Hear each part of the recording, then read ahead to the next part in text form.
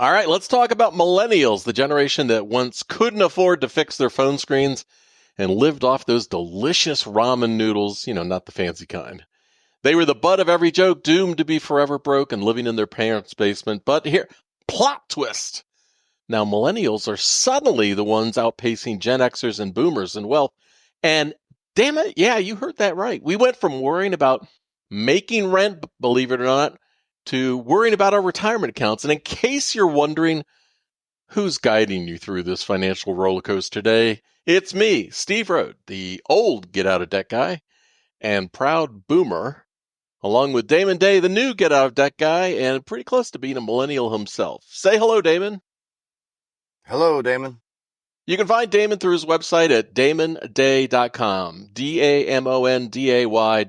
So whether you're reminiscing about the good old days or navigating today's financial landscape, don't worry. We've got you covered. And, I'm a boomer now, but I was once the same age as millennials are today. And back then, I never thought I'd be doing better. People were just screaming the stock market was crashing and the future looked bleak. But guess what? They were damn wrong.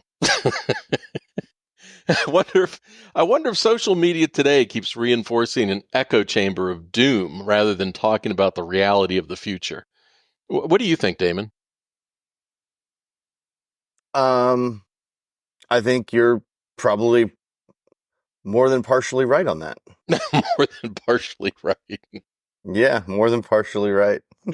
Well, but despite the sky is falling talking points, I saved what I could anyway, and boy, oh boy, did it grow.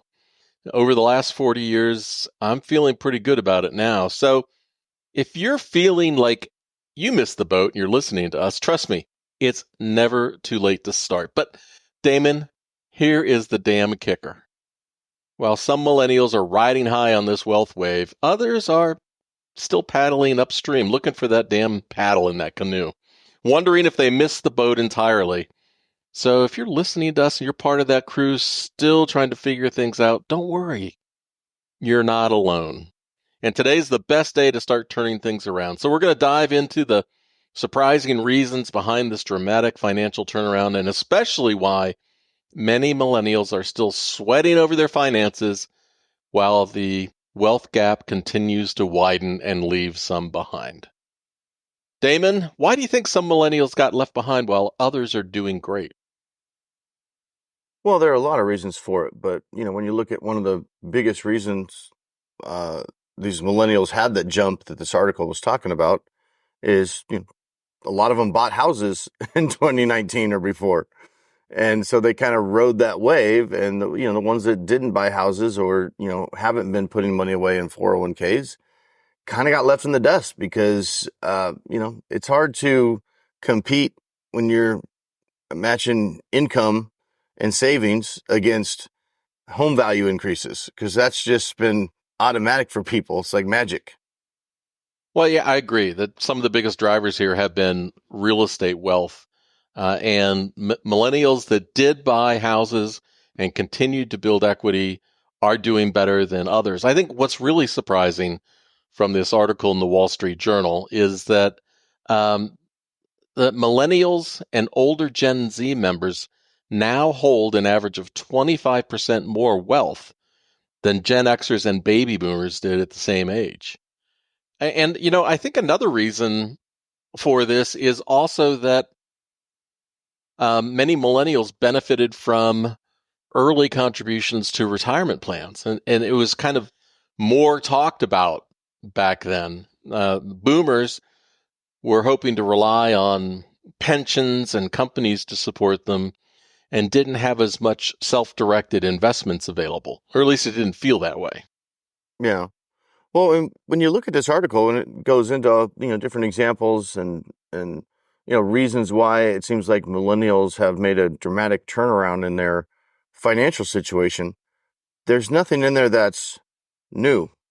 Oh, no. It's the slow and steady wins the race, same old financial advice that people always hear. And, some of it they attribute to luck of when they, did certain things, like when they bought a house. Like, the takeaway of that article is the best advice I could give you right now is buy a house in 2019. Mm. But, as I was saying, when I was the millennial age, we had the stock market crash, Black Monday, and, Yeah. all sorts of things. And, everyone was like, you got to take your money out. You got to put it in gold and bury it in the yard and everything else. I think that there's maybe what I took away from this was exercising some common sense and hedging your bets.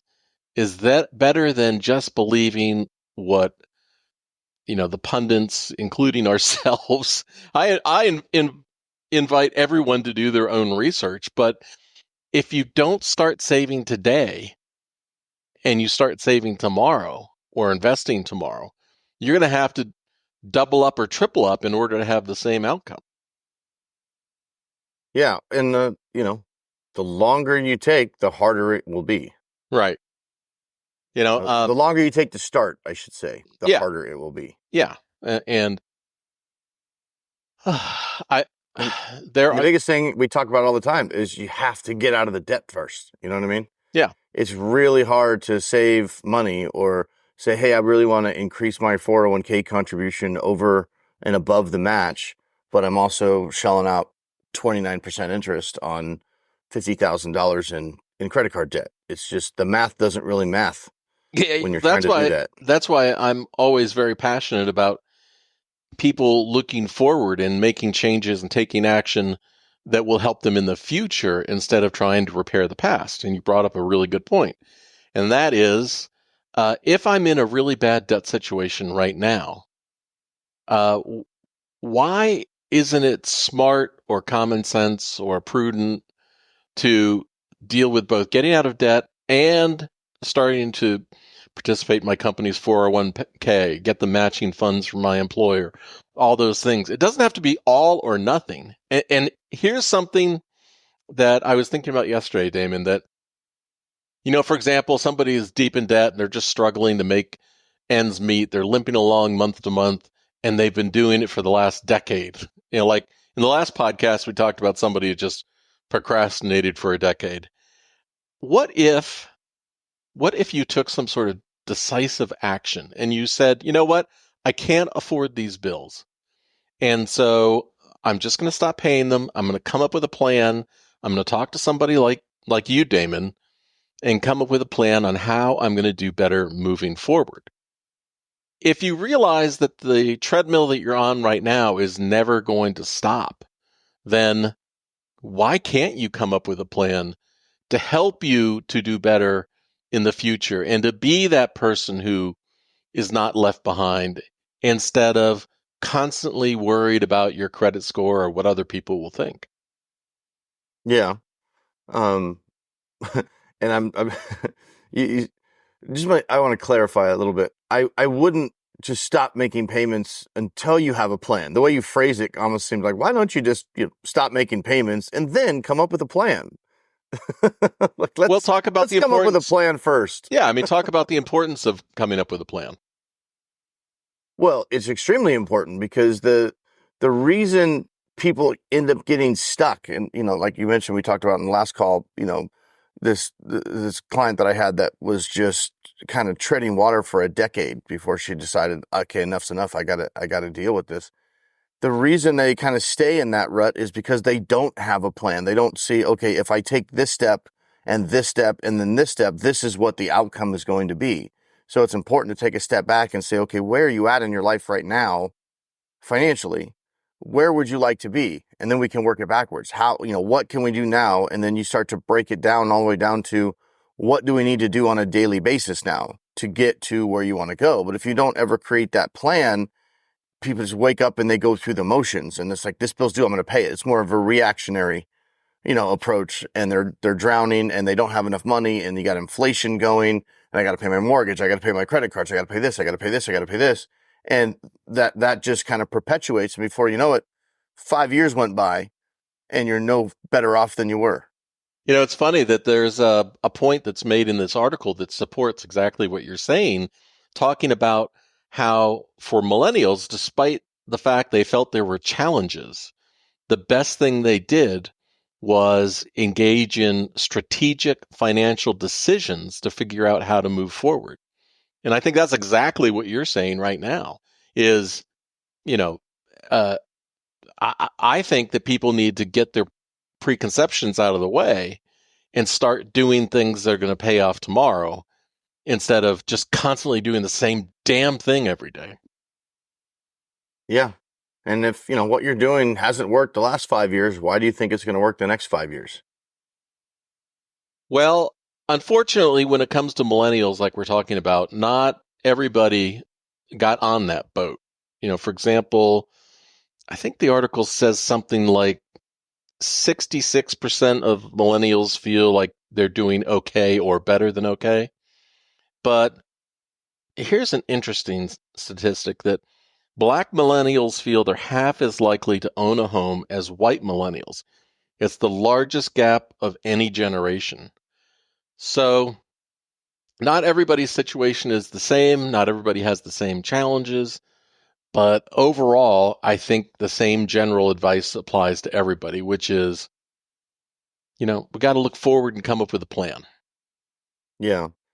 Yeah. And in that article, too, they were talking about this one couple that, they feel like they scored because they were renting and they wanted a bigger yard for their dog. Mm-hmm. And so they sat down, they figured out the math, and they figured out that, they could buy a house and the overall monthly cost would be less than they were paying to rent. Yeah. So that obviously made a lot of sense. But these days, you'd be hard pressed, I think. I mean, I know for sure here in Phoenix, but there's probably not very many metros or major metros left where right now, with the way the rates are right now and the way the housing costs are right now, where you could buy a house and have it less expensive per month than rent. Although rents are going up quickly and have been going up quickly since the pandemic hit. So what would your advice be for people that feel like they missed the boat? Excuse me. That's great advice, Steve. What was the question? I was too busy trying not to sneeze. What would your advice be? Basically, Steve thinks you're screwed. So, no, my question would be, what would your advice be for those millennials that we were talking about that feel like they did miss the boat? They feel like, now I can't buy a house because it's clear, no matter where you live, that incomes have come nowhere near to keeping up with inflation or price increases on, forget about just on housing, on anything, right? I mean, everything seems to have outpaced income. It's like, when can we get some inflation on income? That's what people are waiting for. Yeah, I think it's a good question. And I don't think that my answer is different now than when. So, what is the millennial age? Like 30 something, right? Well, that would be the median.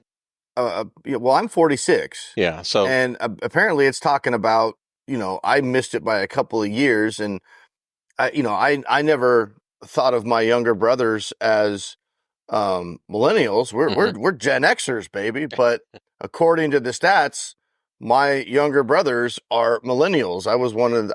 I guess I was the back end of Gen X, but we all grew up the same. We grew up Gen X, baby. All right, but the era of Nintendo. So if I was a median millennial age, which would be 30-ish, mid-30s, 30-ish, yeah, that 30s. would put me like early 1990s. And so my advice to anyone listening today is not any different than it would have been for myself back then.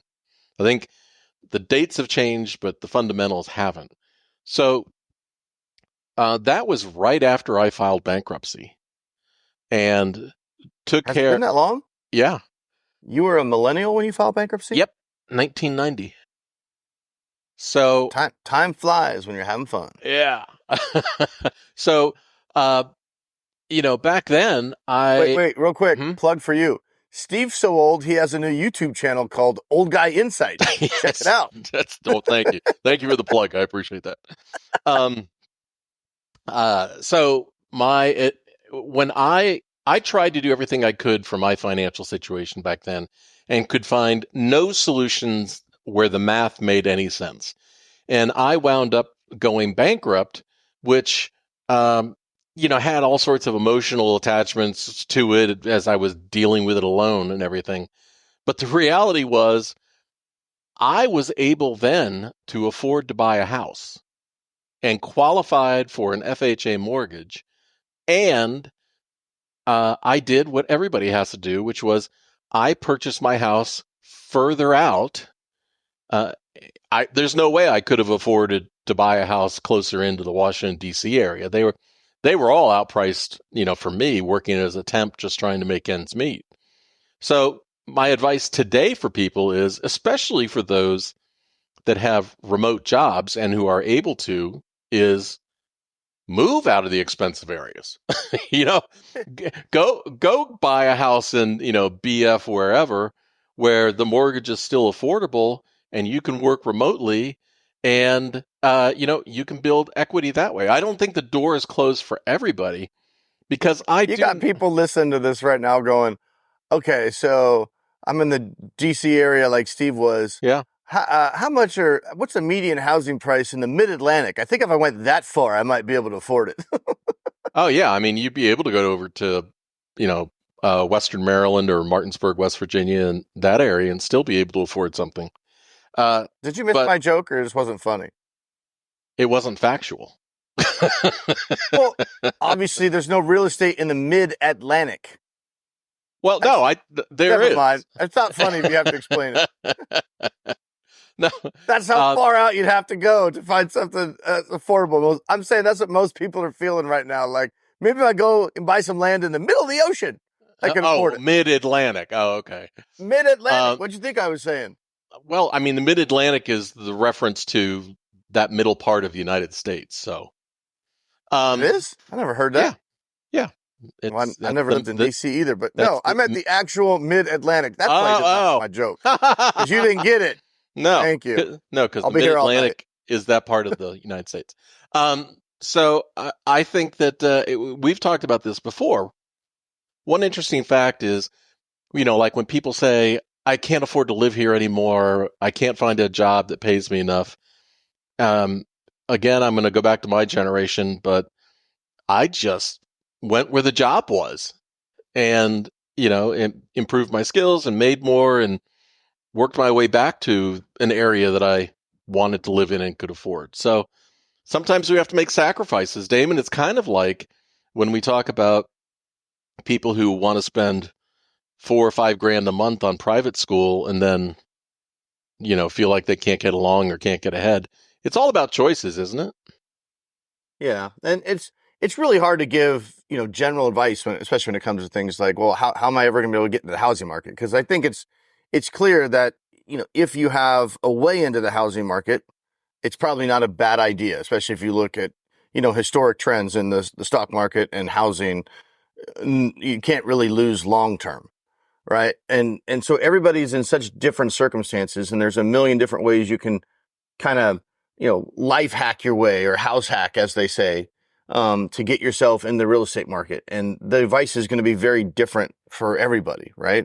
Well, are Yeah. you 25 years old and, renting an apartment and, making $50,000 a year, and, you can do things like they have these, house hacking, and, see if you can buy yourself a duplex or a triplex or something and live in one and rent out the other two, or start with just a single family house and get some roommates. Well, that kind of advice doesn't really work well for somebody that's already, married with, 3 kids and, that kind of stuff.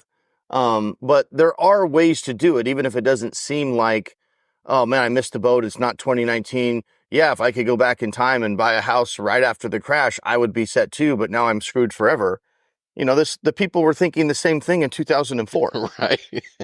right?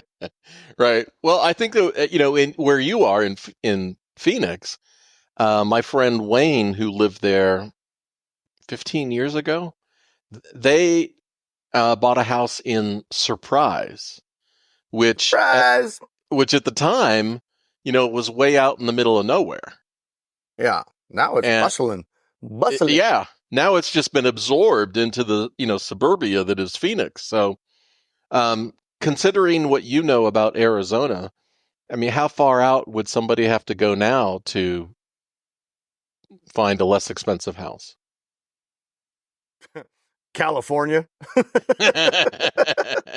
No, it almost seems like all the Californians, not counting myself, have Yeah, the secret. The secret on Phoenix is out, man. Because Phoenix used to be the place where you could go. You had to suffer for 3 months out of the year, but you could go and get an affordable house, and there was plenty of stuff to do, and it was great. And now it's like Californified. I mean, all the Californians have moved out here, and it's still not more expensive than California, or at least Southern California by any means. But it is not the Arizona of 2015 or anything like that. It is pretty expensive, but it's still cheaper, and there's still people coming out here. But you can still find houses out here for 400,000, five hundred hmm thousand, and you definitely in Phoenix is huge. I mean, it is a you know it, when my son has a baseball tournament and it's like, oh, the field is 60 miles away, nobody flips out. That's right. normal. And it's still in Phoenix. We're just on this side of the valley and we're driving to the other side of the valley. So, like, Metro Phoenix is massive and expanding. There's a lot of desert out here, Steve. So there's Yeah, lots of room to lots of expand. room. No water, but lots of desert. Well, I moved, so I'm outside Raleigh, North Carolina. And when I moved here, I don't know, 15-ish years ago, I was further out than everybody else. And now that Raleigh has expanded and there are just tons of developments around me now, I've experienced the increase in the value of my home and my property. And if I was going to buy something of a similar price today, I would have to go 40 minutes north of where I am. Yeah. So it's, all just about getting in wherever you can and then letting it grow. There's no magic wand. Yeah, and especially if you do, have a remote job, or, you don't have to travel into the center of the city, which is a lot more common now, people not having hmm to travel than it was just 4 or 5 years ago, which is one of the reasons for the big boom in the suburbs, is people were able to get out of the cities, whereas before their job kept them there. And then when Right. the pandemic hit, that's one of the main reasons prices, outside the big cities just took off everywhere. So yeah, that is one way you can do it. Even if you are working closer to the city, it's inconvenient, but you have a longer commute, but it allows you to get into the housing market, living further out into the suburbs. And, it's also not a bad thing. You get a nicer house, usually a bigger yard. You get Yeah. amenities the further out you go that you can't really get, or maybe can't afford, closer in the city, right? So Yeah. Well, there's ways to do it. one of the side benefits of buying something further out that might be in a new development, something that's just coming online right now, is I've always found that whenever I bought someplace in a new neighborhood, it was much easier to make friends and everybody knew each other and we were more of a community than just trying to buy something that's really expensive and you're the last one to the party. Yeah, I guess I can see that. Although, do people really ever talk to their neighbors anymore? I have the best kind of neighbors in the world because know the neighbor next to me. I wave at the neighbors on either side, and then the rest I don't care about. Oh, well, see, there you go. Yep. But I do miss the community get-togethers where everyone, brought a dish and we. But I was a millennial back then, and now I don't care about it. Yeah. All right, Damon, do you have any particular client stories or situations that really stuck with you this week that you want to talk about before we go? That stuck with me this week. hmm Um, Maybe if you would have told me before the podcast, I could have come up with one, but nothing's really jumping out at me of something that's like, hey, we haven't talked about this in a while. I It's the same, different day. I mean, I know. nothing new. Sometimes, Stephen, I really do struggle to come up with topics because it's like the advice doesn't change year by year. It's still the same boring advice. It's just a matter of how are we going to execute that? If you've got a suggestion for something specifically you want us to talk about, go to Damon's website, damonday.com, and send him a message. Let us know. Hey, obviously, we'll talk about anything. Yeah. And stay tuned because Steve is helping me redesign that website because it's about, just put it this way. If I would have bought 10 houses when that website was built, Yeah. I wouldn't have to do this podcast. All right, Damon, until next time, I will see ya. Peace.